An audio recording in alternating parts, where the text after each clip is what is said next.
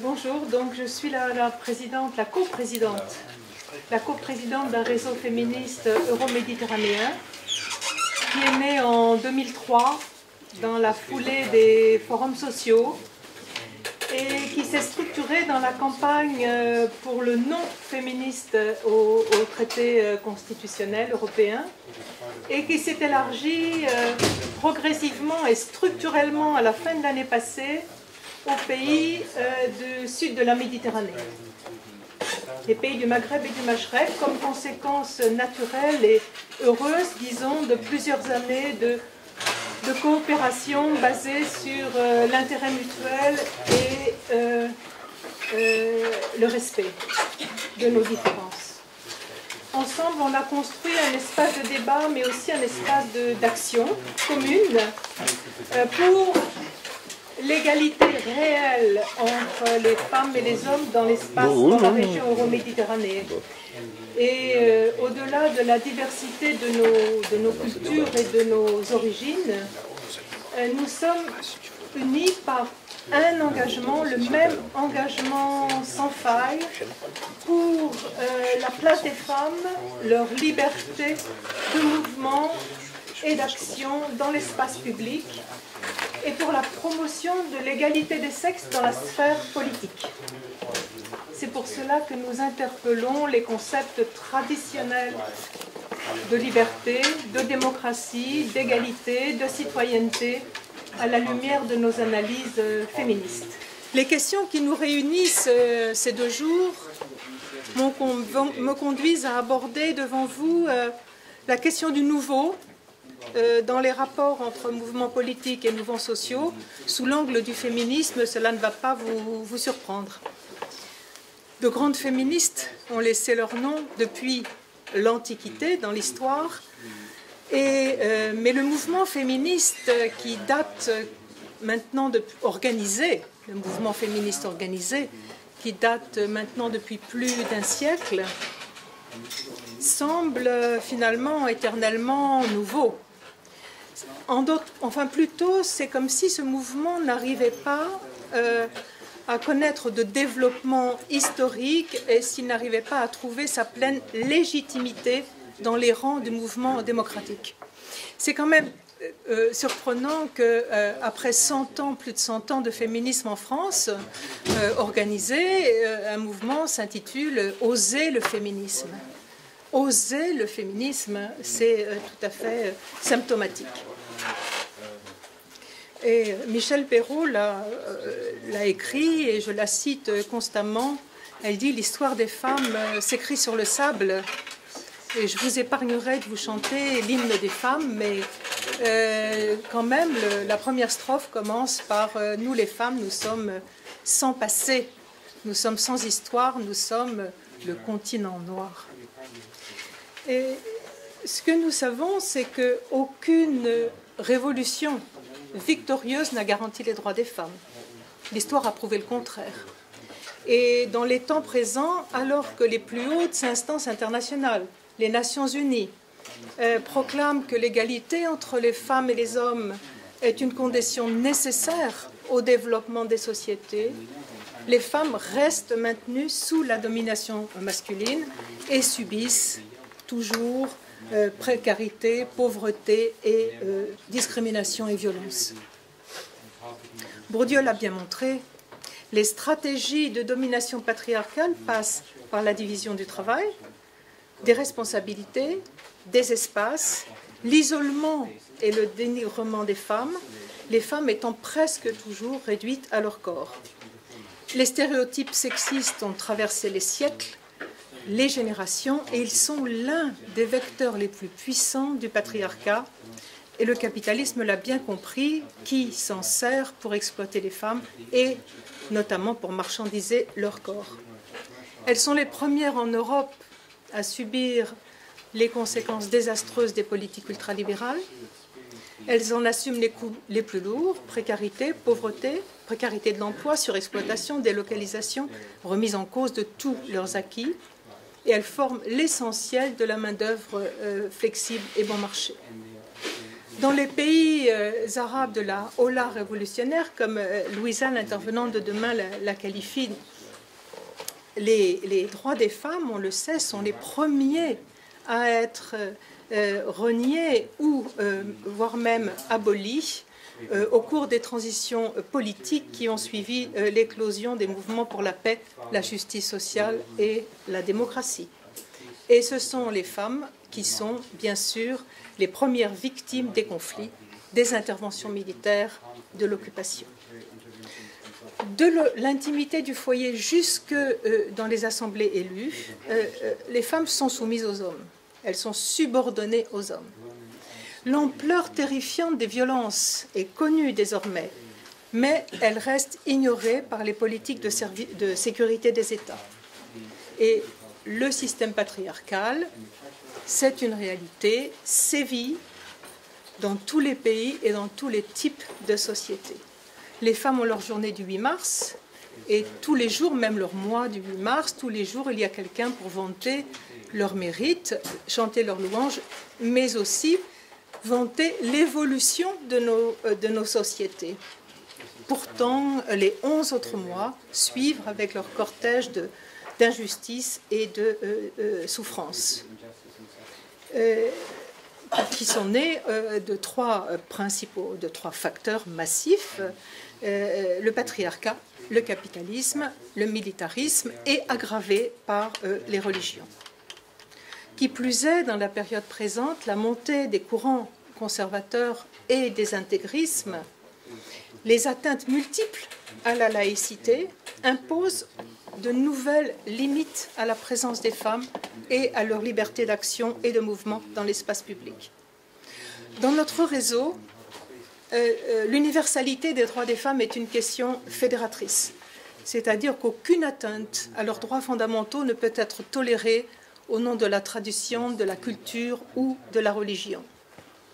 La défense de la laïcité est pour nous plus que jamais nécessaire, alors que déferle une vague énorme d'intégrisme religieux, de conservatisme politique, et que le front de résistance en Europe est miné par le relativisme culturel. Le dernier bilan des Nations Unies, l'ONU Femmes, plus précisément, sur la situation des femmes le démontre. Elles sont la majorité des pauvres, des analphabètes, des victimes de violences, etc. Et les adages des années 70, c'est-à-dire près d'un demi-siècle maintenant, le privé est politique, ni potiche ni boniche, mon corps m'appartient, reste de pleine actualité. En Europe, les parlements nationaux sont peuplés de près de 3/4 d'hommes. 80% des tâches ménagères sont assurées par des femmes. 80% des travailleurs pauvres sont des femmes. 17% d'écart de salaire entre les femmes et les hommes, alors que l'égalité professionnelle est inscrite dans les textes depuis 1957.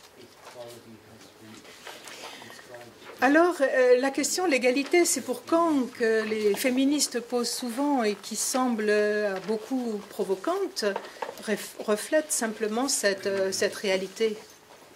Et dans tous les pays, notamment ceux qui se proclament démocratiques, il est admis que les femmes restent, et restent encore pour fort longtemps, inférieures aux hommes. Combien de batailles, combien d'années encore, combien de batailles faudra-t-il mener pour obtenir l'égalité en droit et l'application de ces droits, c'est-à-dire l'égalité réelle. C'est là que je voudrais essayer d'aborder la question de pourquoi et d'en venir aux relations du féminisme avec le politique. Je dirais d'abord que le féminisme, en tout cas celui dont se réclame notre réseau, celui dont nous nous réclamons, est politique. Nous luttons pour un autre monde. Nous luttons pour une autre Europe, pour d'autres rapports nord-sud, pour la redistribution des richesses, pour la démilitarisation du monde. Je suis coprésidente, ma coprésidente est une Palestinienne et la Palestine est la cause palestinienne, nous l'avons au cœur. Et je dirais aussi que le féminisme n'est pas seulement politique, il est révolutionnaire. Il est révolutionnaire parce qu'il remet en cause l'ensemble des structures sociales façonnées par les rapports de domination. Et il est révolutionnaire parce qu'il ne dissocie pas l'oppression des femmes des autres formes de domination. Le féminisme, nous le considérons, est un élément moteur de transformation sociale, simplement parce qu'il est porteur de l'exigence d'égalité. On parlait ce matin et les classes. Je pense que le féminisme articule la lutte des femmes avec la lutte des classes. Nous ne sommes pas intéressés d'avoir sur les bancs des parlements des femmes qui ont les moyens de se faire aider à la maison et qui sont pour la plupart des femmes qui seront peu intéressées à la question de la transformation sociale. Donc nous luttons pour la démocratisation des institutions. Nous luttons pour un statut des élus qui permette aux femmes, même de toutes les catégories sociales, y compris des milieux les plus modestes, de pouvoir prendre en charge des responsabilités politiques. Mais pourtant, malgré toutes les données et tous les éléments de connaissance que nous avons, on le dit constamment, le féminisme est le maillon faible de la pensée politique. L'oppression, la domination, les violences sont constamment dénoncées par les féministes. Mais pourquoi donc est-ce que les partis politiques, les syndicats, les associations, les mouvements associatifs généraux, dit-on, qui s'engagent tous pour un monde meilleur, continuent d'analyser ce monde comme s'il était peuplé d'êtres humains neutres et occultent systématiquement le fait que la moitié de l'humanité est dominée par l'autre. On sait depuis longtemps la cause de ces résistances. La structure verticale des partis, le poids du modèle patriarcal sur l'ensemble de la société, la réticence des hommes à céder leur pouvoir et la contribution des femmes elles-mêmes à la reproduction du système.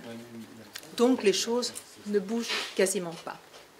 Même quand ils se définissent féministes, les partis politiques, les organisations n'approchent jamais la domination de genre comme une question, comme une priorité, jamais comme une question de plein rang, disons, comme une question politique. Elles restent confinées soit à la fin des agendas, elles restent dans des commissions spécialisées, ça va.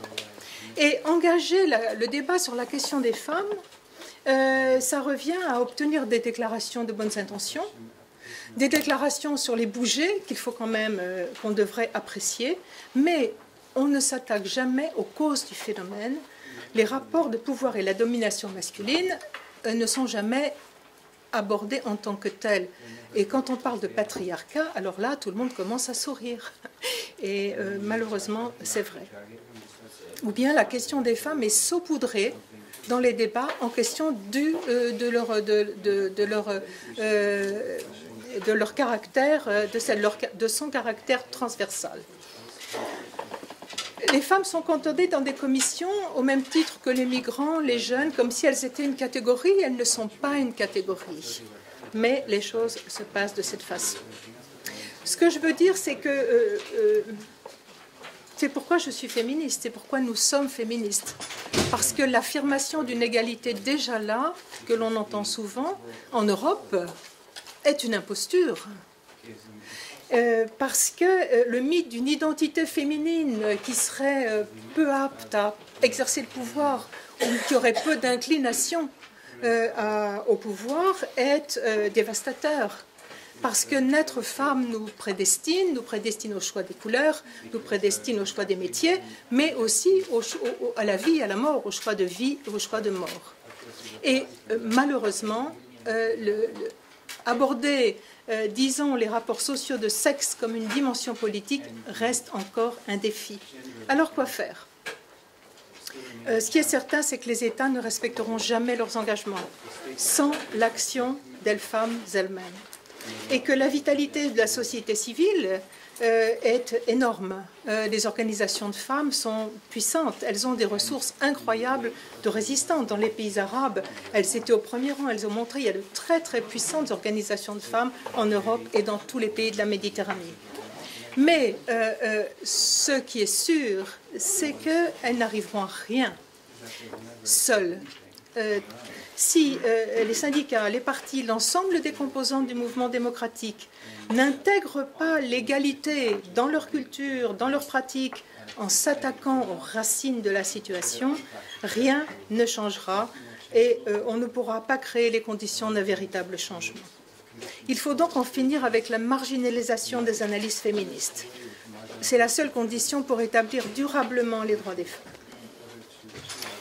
J'essaye de sauter très vite pour aller à l'essentiel. C'est-à-dire l'engagement des femmes. Il y a deux volets, si vous voulez. D'une part, ce qui fait matériellement obstacle à l'engagement des femmes dans la vie publique, à leur égalité, c'est tous les obstacles matériels. Et ça, c'est les services publics, la démocratisation des institutions, etc. Ça, les femmes ne peuvent pas, c'est l'affaire de tous. C'est l'affaire de tous les démocrates. Deuxièmement, les normes sexistes, les stéréotypes qui pèsent dès l'école, dès la maternelle, dès la crèche, évidemment. Ça aussi, lutter contre ces stéréotypes, c'est l'affaire de tous les démocrates.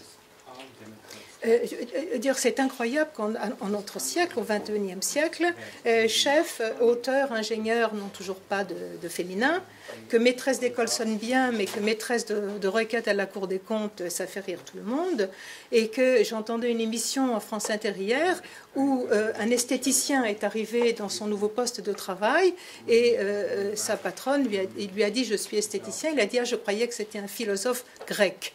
Eh bien non, il y a encore beaucoup à faire au niveau des mots. Les féministes, d'ailleurs, s'emploient à changer le vocabulaire, et elles le font avec humour. Et elles s'engagent aussi, elles s'emploient aussi à lutter contre les stéréotypes, et elles le font avec humour. La barbe, Cosette, tous ces mouvements, l'égalité, c'est pas sorcier, c'est pour essayer de lutter pied à pied contre ce poids monstrueux des stéréotypes. Nous, ce qu'on fait, et je finirai là-dessus, c'est de contribuer, autant que faire se peut, dans toute la région euroméditerranéenne, à l'articulation de notre mouvement, du mouvement féministe avec toutes les composantes du mouvement démocratique. C'est-à-dire, on s'attache à multiplier les ponts, bien évidemment, et on s'attache à proposer des espaces communs de travail avec eux. Parce qu'on considère qu'un accord de principe, comme nous l'avons actuellement, ça ne suffit pas. Ça ne suffit pas, il faut arriver absolument à faire prendre en compte, à convaincre que les valeurs sur lesquelles repose le féminisme politique dans les pratiques sociales quotidiennes est un enjeu du changement social. C'est là une des conditions pour changer nos vies. On sait que c'est un énorme chantier, mais je dois dire que nous sommes pleines de détermination sur ce plan. Voilà. Merci Liliane.